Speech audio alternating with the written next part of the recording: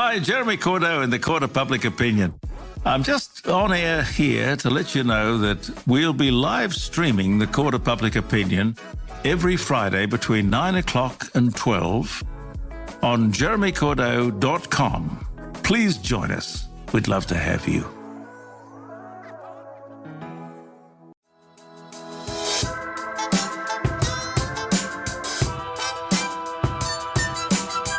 Talking About Marketing is a podcast for business owners and leaders, produced by my dad, Steve Davis, and his colleague at Talked About Marketing, David Olney, in which they explore marketing through the lens of their own 4 Ps: person, principles, problems, and perspicacity. Yes, you heard that correctly. Apart from their love of words, they really love helping people. So they hope this podcast will become a trusted companion on your journey in business. David, when I see you, you have sunglasses on, and you've explained in this podcast why. It's a nice way to protect your eyes when you can't see what might be coming at you. But I have a question. What sunglasses would heroes wear? They would have to wear le specs, le tough. All right, well, there's the idea. Let's see if we can flesh that out as we go through this episode of Talking About Marketing. Our 4 Ps. Number 1, person. The aim of life is self-development, to realise one's nature perfectly. That is what each of us is here for. Oscar Wilde. For the person segment, something a little bit different now, and if it's not too personal, I want you just to reflect on yourself. Do you have a chink in your armour? Do you have something about yourself that makes you go a little bit weak, self-conscious?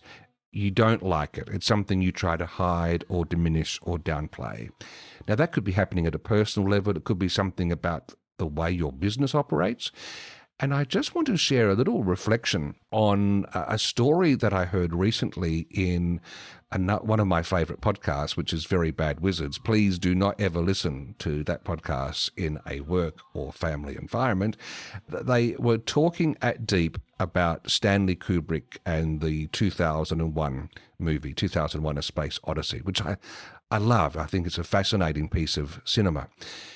But in it, if you recall, there is a space. One of the earliest scenes of the spaceship is a hostess. I'm using gender-specific language there. A hostess walking along within the spaceship with the passengers, a bit like an airline hostess again, and she has this strange walk. She carefully and deliberately puts one foot above the other, and she's just a little bit wonky. And it's just part of what became synonymous with this movie that is very recognizable. And there's an interesting story about how that actor got that role. This transition now, when we go into the flight and the flight attendant is walking, is... On Velcro. Yeah, on Velcro. Yeah. It never fails to just, it's like about the happiest moment for me in the whole movie. Yeah, it's like Blue Danube Waltz. Yeah. So it's like this perfect, elegant, civilized, like kind of a symbol of... By the way, the flight attendant, I heard a hilarious story. So that, this woman, I think she might have been a model or something. She went sort of on a lark because everybody was going, but she had just gotten a dental procedure and was heavily on painkillers. And so when it came time for her to do, he's like, okay, walk from here to here. She was actually kind of off balance. And he thought that was perfect because all the other, models were walking like they can, like straight, like models. And he loved it. And so she was walking in zero gravity. she was floating. Nice. That he was very much someone who would use happy accidents. Yeah. Well, I just think for this particular segment, there's a little thing. It's a bit like that saying, feel the fear and do it anyway. It's not so much that. The fact that she still went through to the audition in that state is not so much feeling the fear and doing it anyway. it's just not giving up, just still taking an opportunity because of this thing called happenstance. If we don't do something, we know the results, nothing's going to happen. But if we do try, we just don't know. And sometimes it can be what you're expecting. Sometimes it can be something, well, it can be negative, but more often than not, I have found that if we're open, we will see a new opportunity, or a door that we were hoping would open would actually open as well. David, what do you make of this particular story? I think a really important thing is that we do respond positively to the unexpected, because often if the day is the same as it was yesterday, we just go ho-hum. Where something about this person turning up to audition was very different, and it meant the movie would be very different. And not different in a deliberate look at me kind of performative way, but just in a, this is not what you would expect, but it's also something you might just see walking down the street. Someone walking out of a dentist surgery, someone walking out of a doctor's surgery may not move in the way you expect. Someone who injured himself playing sport on the weekend may not move the way you expect. And we're going to notice that, and it's going to draw our attention. And I guess for a filmmaker, drawing attention in a way that is not cheesy or over set up is probably quite an amazing thing to find by accident. The big thing for me, just to finish this reflection on, is the other side of this approach. So we're saying just do it anyway, but it is about quirks.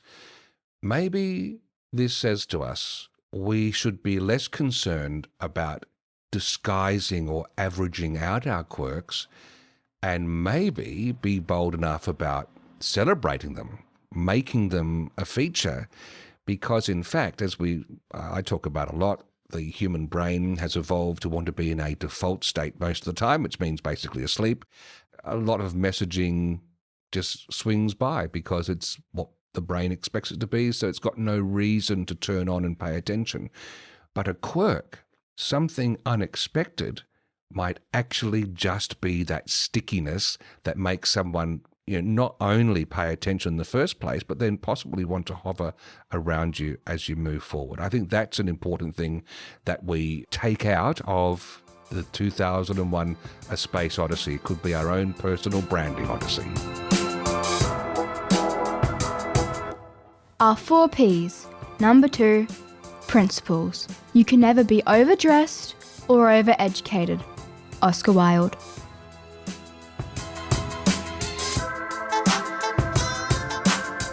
For principles, 2001 A Space Odyssey is known for the greatest jump cut in cinematic history, which is where you've got the apes at the dawn of civilization discovering weapons and finally having war, and as a bone tosses up in the air, it cuts to a spaceship in the sky. It's just a mind-blowing bit of cinema. But likewise, in our humble way, we're going to jump cut from talking about that movie to the Long War series by Christian Cameron. I think there's a tenuous link there, David. You're the one engrossed in these books. Can you tell us why we think we should reflect on them in a marketing podcast for people in small to medium enterprises? It's quite a leap, but I think there's good reasons for the leap. So, to give you context, listener, the Long War series is all about the very protracted war between ancient Greece and ancient Persia. And the story is told from the perspective of Aramnestos of Plataea, who started as an amazing young warrior and ended up being a very important leader in reality. And Christian Cameron has sort of taken his love of history and his love of understanding how people lived, and he's a reenactor, so he loves learning to do all the things he writes about. I've been a historical reenactor since I was 13 years old, and I feel that an enormous amount of my writing is inspired by reenacting. It provides me with the sort of experience to make the experience of ancient warfare more real. Reenacting is not just the art of putting on a pretend battle. A good reenactment involves showing the everyday life, the culture, camping, how food was cooked, what kind of food existed, dance, and every other aspect that goes into the sort of organic whole that is recreating history. And we're going to try and put that together for Marathon. And it is we're saying that it is that very experience of trying to create the organic whole that allows you to give depth to characters so that all the characters aren't just kings and princes, people about whom we know a great deal from history, but the life of farmers, the life of herdsmen, the life of a wine merchant, the life of everyone who is involved in creating the classical world. And the thing I took away from it is that a hero in ancient Greece had a lot in common with someone in small business. They decided to do the hard thing. They don't stand in the shield wall, protected by people around them, with a clear sense of what they have to do and where they have to be, and all they have to do is move with the people beside them. The hero in ancient Greece is out in front of the shield wall, surrounded by everyone, and unless they are very good at what they are doing, they will be cut down and they will end up dead. And it's not like people end up dead in small business, but there are so many ways a small business can go wrong. And it's something I've noticed working with Steve, and that is that there comes a point in small business when you transition from being a one-person operation and you need to start incorporating more people. And that transition is really difficult and can cause massive problems. And it's the same in the Long War series for the point where Aram Nestos, in the parlance of the book, the book goes from being a killer of men to actually being a genuine leader. As a killer of men, he just dances through the enemy with his sword or spear lashing out, killing people as fast as possible before they kill him. And there is always this immense risk that there will be no one behind him protecting his neck and the back of his knees or his kidneys. And that one stab and he'll be dead. And that the big thing he realizes how many near misses he's had, and that as he starts wanting to become a leader and realizing, it's okay for him as a hero to take these chances of pushing ahead, but he needs people to fill the gaps he makes. He needs people to move at his back. And as he learns more about being a leader rather than a killer of men, he realizes he needs to spend his time training people so that when he pushes forward, his chosen people are right behind him, watching his back, filling the gap, meaning that when he makes space, it gets filled by people who know what to do, stick together, look after each other. They don't ever have to be the hero he is, but they have to be better than just being in the shield wall and moving in a group. They have to be able to move forward with him, support him, look after each other, help then the shield wall move forward behind them, so that the gains he makes become the gains they make, become the gains the shield wall can hold. And that really, this is what I'm seeing is the same thing in small business. That you as the people who started small businesses, you got used to doing things on your own. You got used to doing things your own way. You got used to pushing out in front to the point where one day you realize you need people to help you to maintain what you've achieved. They aren't going to be other heroes, or they're probably not going to be other heroes. And you need to pick people very carefully who can fill the gap. You need to train them not to be you, because you don't just want more heroes creating chaos and mayhem. You want to hold and keep the ground. You want to build something solid on the risks you've taken. You want people who are courageous enough to follow, but independent enough to get on with it while you push further out. And that in the case of small business, this means not trying to get everyone to do exactly what you want, because you can't be looking forward and back at the same time. You need to look forward and trust them to build something good, because you pick good people and you train them well, and you know that your expertise is in pushing forward.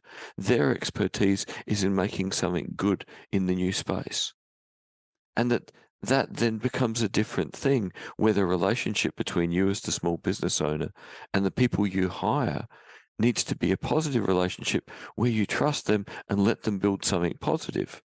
It's your business, but it's them that make it work. And that can be a very difficult transition. And what I've already really seen in my 2 years of working with small and medium business is that this is the most likely point where everything will fail, because the hero can't trust the people that come behind them, and the people that come behind them don't feel trusted and therefore don't take responsibility for making it work.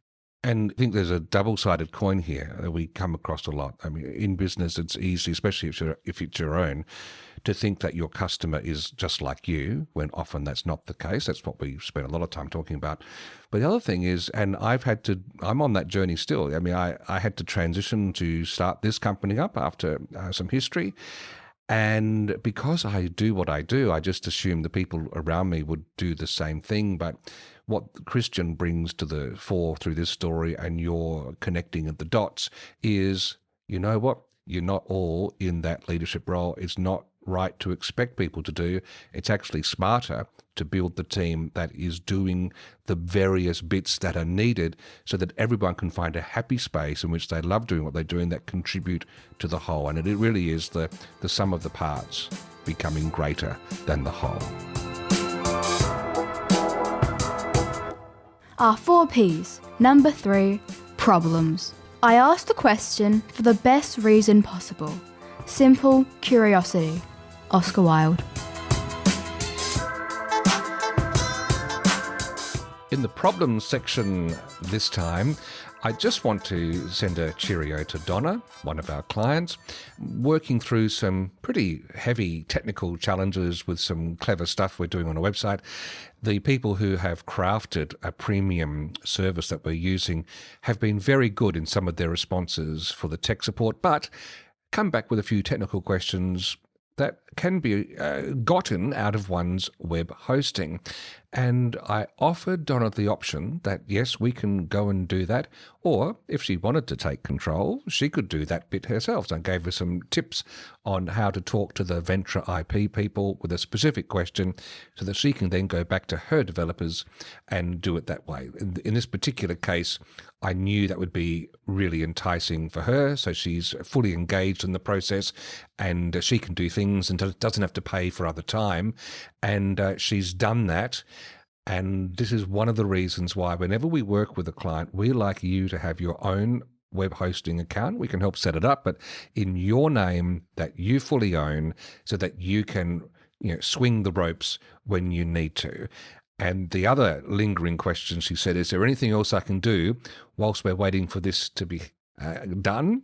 And here's my answer to Donna and absolutely everybody, including ourselves. Write blogs. There is never a moment when we can't be thinking about a question that our potential audience would love to have us answer, or lists we can compile. There's never an excuse not to go ahead with something like that. Our 4 Ps. Number 4, perspicacity.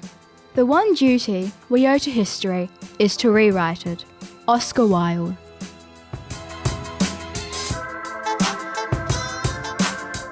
I'm intrigued about our perspicacity segment this time, David, because you reminded me of an ad that I hadn't seen for ages for Le Specs, Le Taf, from back in, when was this? Must have been the 80s when they were doing the rounds in particular. In fact, 1982.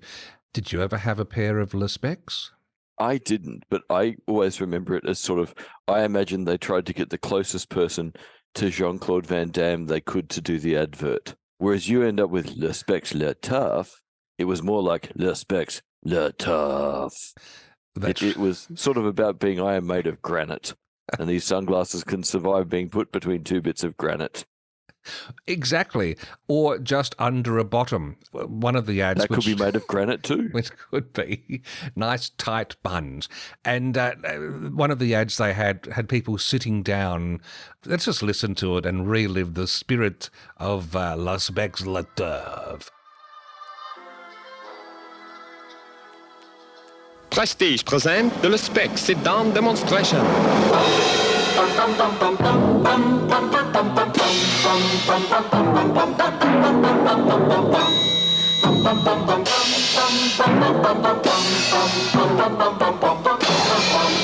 Le Specs.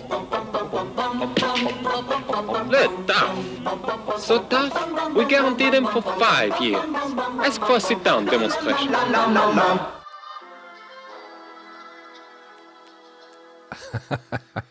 I wonder if any French people had any feedback on that ad. I imagine it would have been unpleasant if they did. However, it got the message across, didn't it? So part of this segment is to look back at campaigns that once were and ask ourselves, would they work today? And when we were talking about this a few weeks ago, I think we came to the position that this probably would still work. Unlike many of the other ads we've talked about, there are some core truths in which their messaging aligns with the product and the promise in a way that's pretty timeless, David. I think so. The fact that they didn't say, these are the best, you'll never have better sunglasses. It was just, le specs, le tough. Like, these are tough enough for the normal things that are going to happen, like sitting on them. And that was kind of a nice level of honesty and done in a cheeky way of having the advert of lots of people sitting in the same pair of sunglasses. And all right, we might not be able to overtly get away with, taking the fun out of the French in an advert, but maybe we could.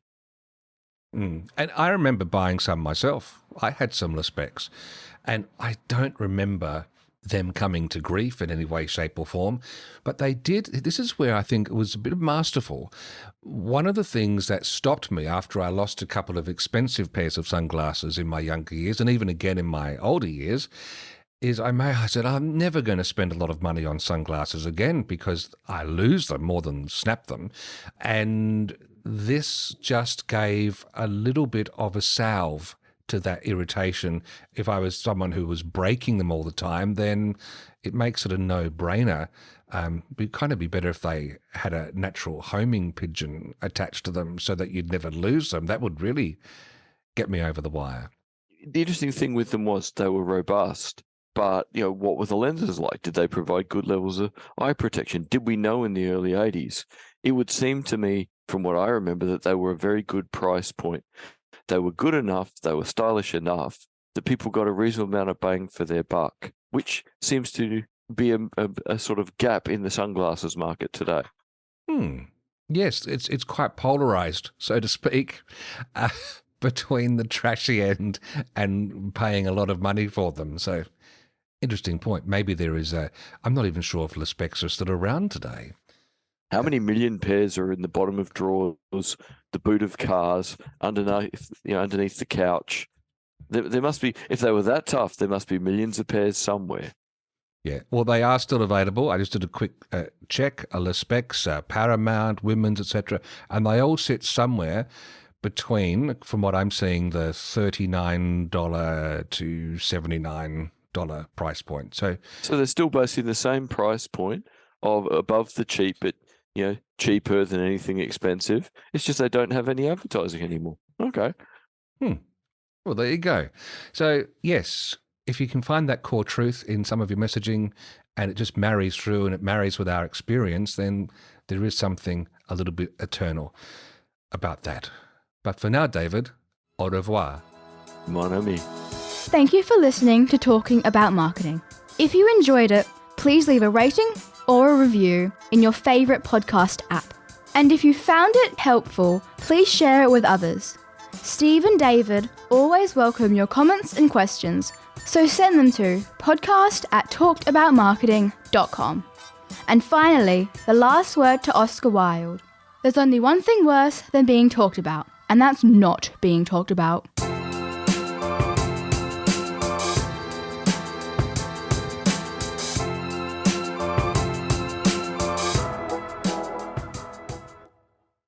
Hi, Jeremy Cordeaux in the Court of Public Opinion.